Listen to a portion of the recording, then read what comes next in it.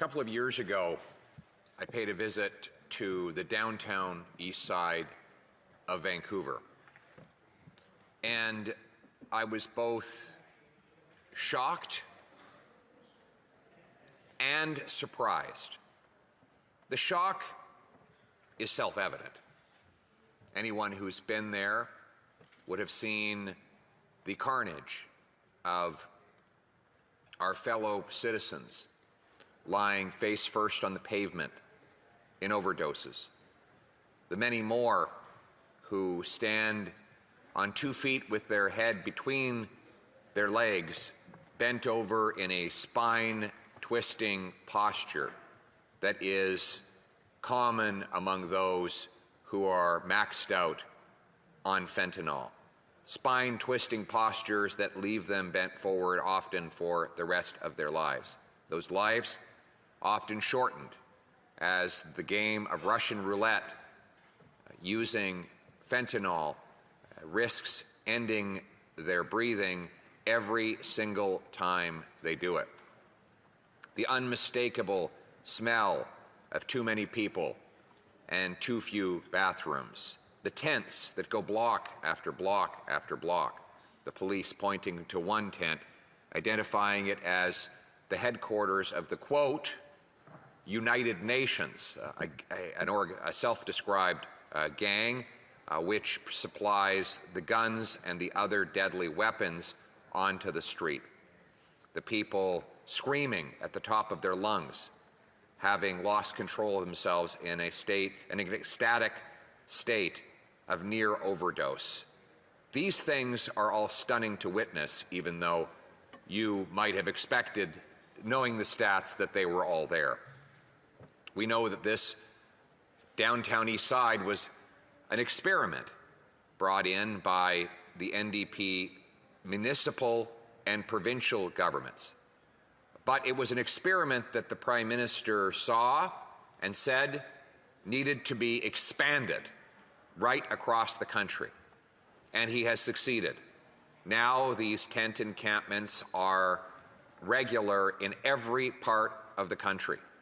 In your home province, Mr. Speaker, Halifax has 35 homeless encampments. 35 in quaint, beautiful, peaceful Halifax. Every Canadian knows of such an encampment in their community, even though 9 years ago it was unthinkable. The unmistakable link between this policy and the results that I just described play out now in the rare but courageous journalism that has begun finally to expose the cause. I point to the National Post, in which, I quote, Miller says that her daughter Madison told her that, quote, they could go up to a drug addict and ask for dillies. That is the slang for hydromorphine funded by government. And they'd have bottles for them because they would go into pharmacies, get them filled up, and sell them to kids, end quote. The National Post on March 11th, 2024, I had several patients who were drug-free for a long time and just couldn't resist the temptation of this cheap hydromorphine that was now on the street, said Dr. Michael Lester, a Toronto-based addiction physician.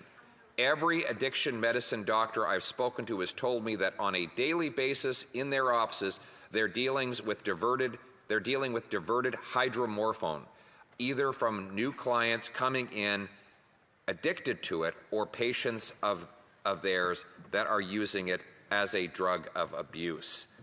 The global news provided rare, courageous journalism on this as well, showing that the price for a hydromorphone pill on the streets of Vancouver has dropped from $10 to 25 cents since the government began subsidizing and spreading the drug far and wide. Reports of dealers standing outside of pharmacies waiting for those who have the prescription to get the so-called safe supply to immediately deliver it to the dealers who can then sell it in order to finance other terrible drugs. And then, of course, we have the overdoses that result as people graduate from those drugs. The Prime Minister has all of this evidence. He has the evidence that since he took office, overdose deaths are up 166% nationwide, and they are up the most in the places where his and the NDP's radical policies have been most enthusiastically embraced. That is British Columbia, where they have grown by 380%. Only with an election on the horizon did the BC government there admit their failing and try to reverse the policy just in time to go to the polls. But still, Toronto and Montreal are applying for the same decriminalization of hard, illicit, unregulated drugs that cause such carnage in British Columbia, requests that the Prime Minister steadfastly refuses to rule out. I said that I was shocked and surprised. Mr. Speaker, what surprised me when I went to the downtown east side was the people who greeted me there. They were not the addicts. They were not the police.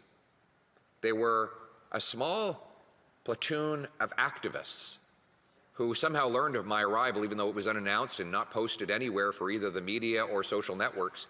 They were there to record and follow me, to heckle me, which is fine. I can deal with that. I do it every day. But it confused me. Who is paying for all of this? Right. Where's the money coming from for the activists that are pushing this? Well, it turns out that there's a lot of money being made. Let me read some headlines here. Prof and former public health officer launch company to produce legal heroin for treatment. Martin Schechter, who led the study called the North American Opioid Medication Initiative, Naomi, and Perry Kendall, BC's first public health officer, are moving to change that. They, frustrated by the lack of action from government, the two have launched a company called FPP, short for Fair Price Pharma, with the goal of producing an affordable domestic supply of legal, injectable heroin for use in treatment. More than 5,500 British Columbians have died from illicit drug overdoses since 2016, including 170 in May.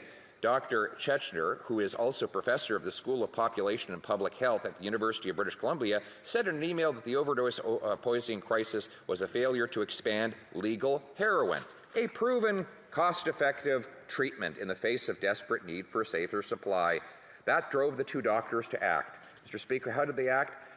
They said that he has a company to set up a dedicated facility to manufacture the product and offer it at a cost to interested healthcare providers, including those in other provinces. He and Dr. Kendall are expected to meet this month with Health Canada's Therapeutic Product Directorate, which regulates prescription drugs, to determine the tests and evidence needed to obtain a license. They estimate they need about $3 million to launch the product. Mr. Speaker, of course, they're making money. Later, they would complain. BC doctors upset their safe supply of heroin is going unprescribed. During the overdose crisis, they began to lobby for more money.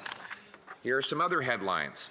Role in the opioid crisis, name Perry Kendall, former provincial health officer until 2018, advocate for safe supply, founded Fair Price Pharma to distribute heroin.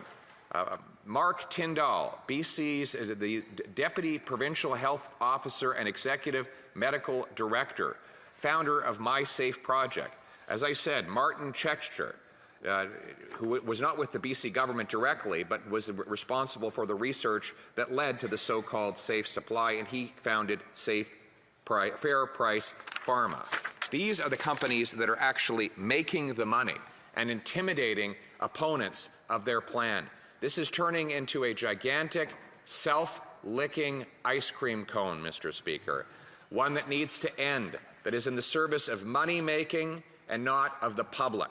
That is why common sense conservatives will stop funding hard narcotics, will ban hard drugs, will put the money into treatment and recovery services that will bring our loved ones home drug-free. Thank you.